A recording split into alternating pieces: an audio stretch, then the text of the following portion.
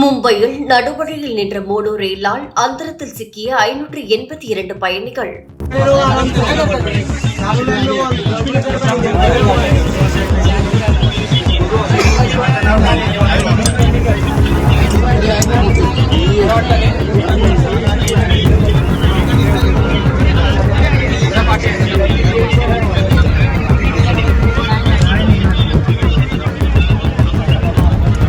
மகாராஷ்டிரா தலைநகர் மும்பை மற்றும் புறநகரில் கடந்த சில நாட்களாக பலத்த மழை பெய்து வருகிறது. இன்று காலையிலும் மழை வெளுத்து வாங்கியது. இப்படி கொட்டி தீர்த்து கொண்டிருக்கும் கனமழையால் மும்பை நகரமே வெள்ளக்காடாக மாறியுள்ளது. சாலைகளில் மழைநீர் தேங்கி உள்ளதால் வாகன ஓட்டிகள் கடும் அவதியடைந்து வருகின்றனர். இதற்கிடையே மும்பையில் பெய்து வரும் கனமழை காரணமாக பல்வேறு பகுதிகளில் மின்சாரம் துண்டிக்கப்பட்டுள்ளது.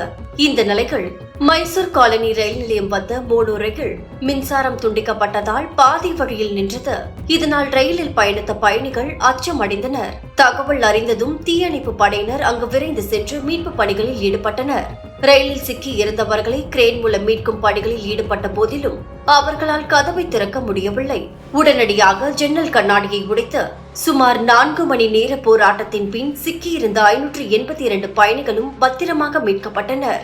விபத்து குறித்து மோனோ ரயில் நிர்வாகம் வெளியிட்டுள்ள முதற்கட்ட அறிக்கையில், வழக்கத்தை விட ரயிலில் பயணிகள் கூட்டம் அதிகரித்ததால் ரயிலின் எடை 109 மெட்ரிக் டன்னாக அதிகரித்துள்ளது.